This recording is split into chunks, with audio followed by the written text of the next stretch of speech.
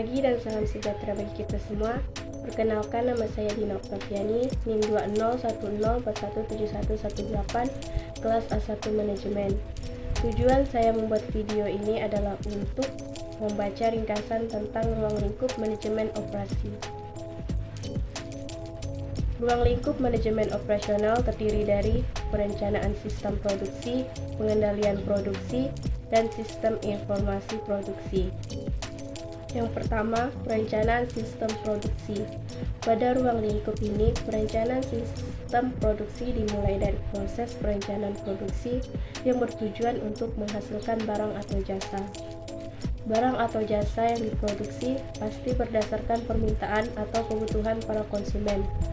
Umumnya, sistem ini mencakup kualitas, harga, dan waktu. Dalam ruang lingkup ini, ada 4 hal yang harus diperhatikan. Yang pertama, penentuan tata letak fasilitas pabrik. Yang kedua, penentuan lokasi pabrik. Yang ketiga, perencanaan lingkungan dan kerja. Yang keempat, permasalahan yang standar. Yang kedua, pengendalian produksi. Pengendalian produksi dilakukan berdasarkan perencanaan yang sudah dibuat sebelumnya. Di dalam perencanaan produksi biasanya terdapat berbagai kebijakan dan standar yang harus dipenuhi. Dengan adanya pengendalian produksi, potensi keuntungan suatu perusahaan dapat dimaksimalkan. Caranya dengan meminimalisasi berbagai kesalahan yang dapat merugikan. Umumnya, pengendalian produksi dibagi menjadi ke dalam 5 bagian sebagai berikut. Yang pertama, pengendalian bahan baku. Mengatur tentang pemindahan, pengemasan, dan penyampaian berbagai bentuk dan jenis bahan baku. Yang kedua, pengendalian biaya.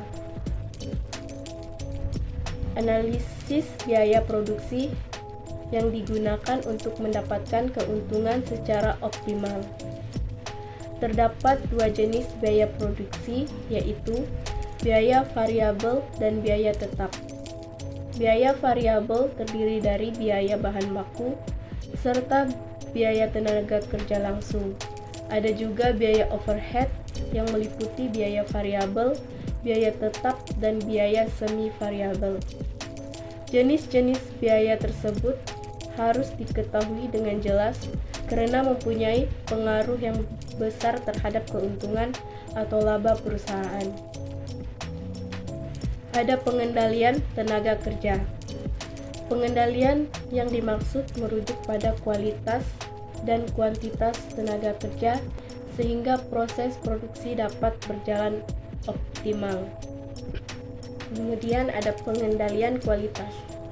Alat bagi operation management yang digunakan untuk meningkatkan kualitas produksi barang atau jasa, mengurangi kuantitas barang gagal diproduksi, serta memeriksa kesesuaian proses produksi dengan standar mutu yang sudah ditetapkan. Kemudian, pemeliharaan alat produksi. Mencegah terjadinya kerusakan produk atau produk yang dihasilkan tidak memenuhi standar mutu yang ditetapkan akibat kerusakan pada alat produksi. Yang ketiga, sistem informasi produksi. Pada umumnya, sistem informasi produksi terdiri dari 3 bagian, yaitu struktur organisasi, produksi atas dasar pemesanan, dan produksi untuk pasar. Struktur organisasi di sini adalah pengorganisasian dalam membangun hubungan antara komponen organisasi, misalnya pembagian tugas dan jabatan dengan tujuan semua kegiatan dapat mencapai sasaran. Adapun keputusan produksinya dilakukan atas dasar permintaan konsumen secara spesifik atau memproduksi untuk pasar. Kegiatan produksi untuk pasar umumnya didasarkan pada demand atau permintaan konsumen, baik konsumen lama maupun konsumen baru, Perusahaan yang sudah memiliki basis pasar yang baik akan melakukan aktivitas produksi secara reguler. Sekian yang dapat saya sampaikan. Atas perhatian saya ucapkan terima kasih. Selamat pagi dan salam sejahtera.